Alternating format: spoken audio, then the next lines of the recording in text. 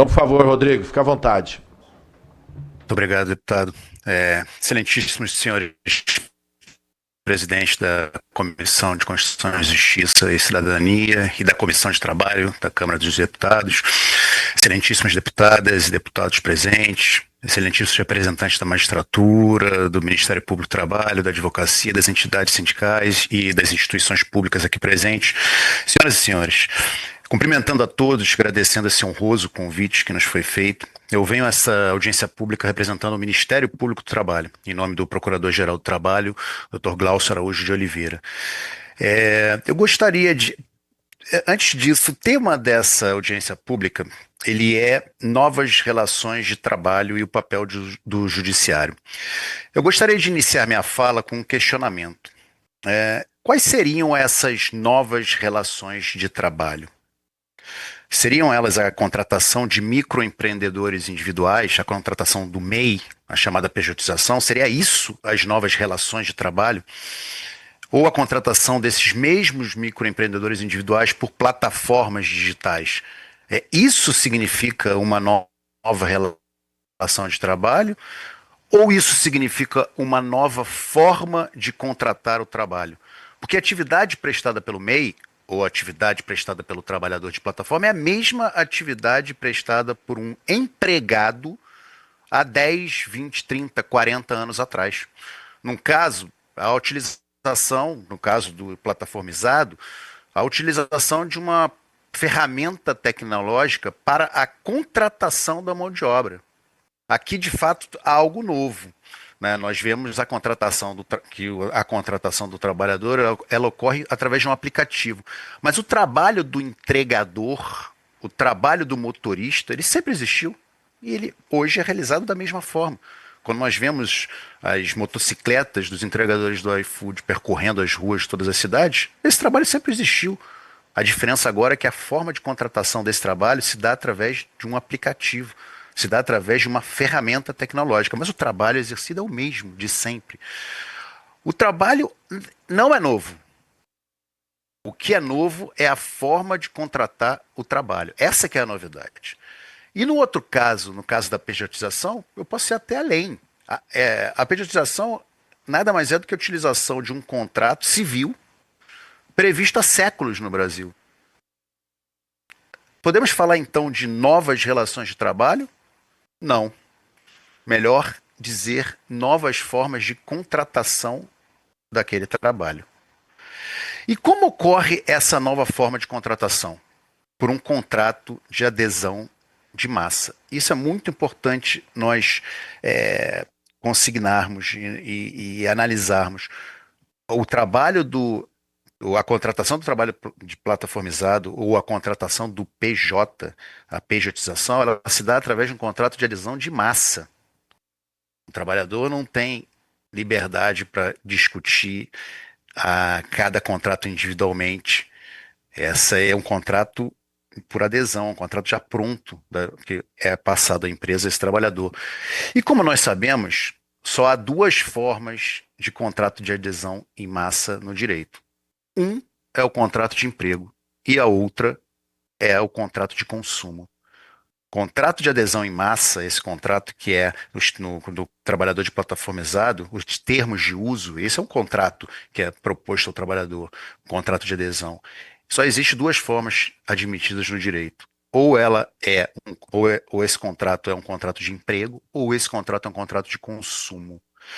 A Constituição Federal e a lei, elas estabeleceram limites à liberdade contratual nessas duas relações jurídicas, justamente essas duas relações jurídicas para proteger a parte mais fraca dessa relação, o trabalhador e o consumidor, o empregado e o consumidor. A dependência econômica dessas partes, a vulnerabilidade que já foi falada aqui, a assimetria de informação entre as partes, a hipossuficiência do trabalhador e do consumidor que justificaram, melhor ainda, que impuseram a proteção do Estado por leis imperativas. Aqui não há liberdade plena da empresa contratante, mas por um motivo muito simples. Em um ambiente de plena liberdade contratual, a vontade do mais forte sempre vai prevalecer em prejuízo da vontade do mais fraco. É por isso que não é admitido que na relação de emprego e na relação de consumo impere a liberdade contratual. E é necessário que o Estado estabeleça normas sociais, normas de proteção a essa parte mais fraca. É por isso que as empresas não podem ter a liberdade de transformar esse empregado em um trabalhador, que era um trabalhador com direitos e garantias, um empregado. As empresas não podem ter a liberdade de transformar esse empregado em uma pessoa jurídica sem nenhum direito e sem nenhuma garantia. Tipo, como num passe de mágica, esse empregado de ontem virasse um PJ de hoje. Isso viola a Constituição Federal e viola as leis sociais do Brasil. A liberdade de escolha para as empresas entre contratar um empregado e contratar um PJ viola ainda o pacto social estabelecido no Brasil pela Constituição Federal de 1988. E isso impacta profundamente as contas públicas. Todas as falas têm salientado esse ponto, mas e eu vou reforçá-lo ainda aqui. Na última amostragem do Ministério do Trabalho e Emprego, foram detectados 4,8 milhões de novos MEIs em 2 anos. Esses números variam de acordo com o Instituto e a amostragem, mas o fato é que 4,8 milhões de novos MEIs em 2 anos foram criados.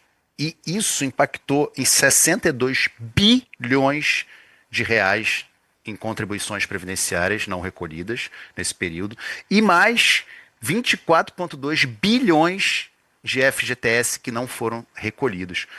E aqui tem um detalhe, esses MEIs, esses microempreendedores individuais que foram criados, eles foram, em sua maioria ou em sua totalidade, ex-empregados que foram recontratados pelas mesmas empresas para exercer as mesmas atividades, gerando um rombo bilionário nas contas públicas. No mercado atual de trabalho do Brasil, nós temos hoje 16 milhões de MEIs, microempreendedores individuais, contra 48,4 milhões de empregados. Nós temos hoje 16 milhões de MEIs, 48,4 milhões de empregados. Mas esse estado de coisas, essa diferença, a tendência disso é desaparecer. E nós, no futuro, vamos ter um mercado de trabalho com mais microempreendedores individuais do que empregados. Essa conta, ela não vai fechar, ela não fecha hoje e ela com certeza não fechará no futuro. De modo que o judiciário nessa dinâmica, ele tem um papel contramajoritário. Contra-majoritário, digo, na defesa dos direitos humanos e sociais. Ele não deve, o Poder Judiciário, assumir uma postura ativista. O paradigma atual do trabalho no Brasil é a relação de emprego. Nossa sociedade foi idealizada, ela foi forjada sobre esse paradigma de dignidade da pessoa humana. A exceção a esse modelo, ela deve ser expressa. E cabe ao Poder Judiciário e não ao Poder... cabe ao Poder Legislativo e não ao Poder Judiciário estabelecer exceções a essa regra geral do paradigma da relação de emprego, por uma lei específica. Cabe ao Poder Legislativo, se assim entender que é uma relação de plataformizado do trabalhador contratado via plataforma, ela deve constar como uma exceção à regra geral, ao paradigma da relação de emprego. O Poder Legislativo, como representante da vontade do povo, da coletividade, da sociedade, que deve estabelecer a exceção à regra geral por uma lei específica, e não o Poder Judiciário.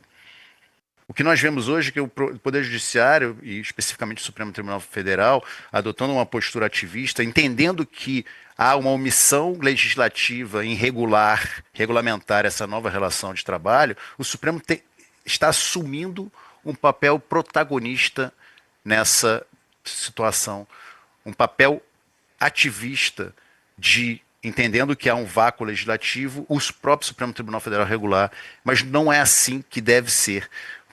Quem deve regular ou estabelecer exceções à regra é o Poder Legislativo.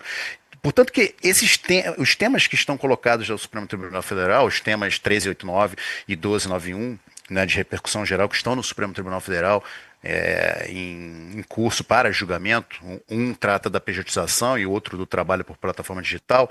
Esses temas eles têm uma relação entre si. Há como um entrelaçamento entre eles. Um afeta o outro. E a decisão sobre esses temas, um e outro, elas podem provocar, a decisão pode provocar uma profunda alteração no nosso modelo atual de sociedade e criar uma fratura no mercado de trabalho.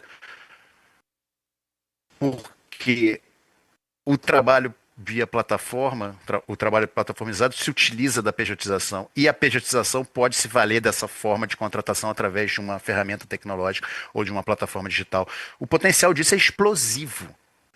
Eu digo que é capaz de deixar milhões de trabalhadores sem garantias de direitos fundamentais sociais mínimos de dignidade. E, por outro lado, como foi colocado pelos palestrantes que me antecederam, a justiça do trabalho, né, o Brasil conta com uma justiça do trabalho, que, como o próprio nome diz, é uma justiça vocacionada para julgar as relações de trabalho. A Constituição Federal, por sua emenda 45 de 2004, ela otorgou uma competência mais ampla à justiça do trabalho, mais ampla ainda, otorgando à justiça do trabalho o poder de julgar todas as relações de trabalho. Inclusive, esse ponto precisa ser reforçado, para julgar qualquer fraude à relação de emprego. Ora, a quem interessa diminuir ou esvaziar a competência dessa justiça do trabalho? Pergunto que tipo de sociedade estamos a construir sem uma justiça destinada ao trabalho. Nós estamos retornando ao passado para redescobrir que vai dar errado, que as relações de trabalho e as relações de consumo, elas necessitam de proteção do Estado. Ou seja, nas relações de trabalho e nas relações de consumo não se pode deixar que a liberdade entre as partes seja irrestrita. Não foi isso justamente limitar essa liberdade, para limitar a liberdade entre as partes, nas relações de trabalho e nas relações de consumo, que o Estado criou o direito do trabalho e o direito do consumidor? Então nós estamos retornando ao passado para descobrir que isso vai dar errado. Então, finalizando a minha fala, eu agradeço demais o convite, o honroso convite que me foi feito. O Ministério Público do Trabalho agradece muitíssimo, espero ter contribuído com o debate e fico à disposição de Vossas Excelências, deputadas e deputados federais, para qualquer outro esclarecimento. Muito obrigado, agradeço a todos. Obrigado, doutor Rodrigo.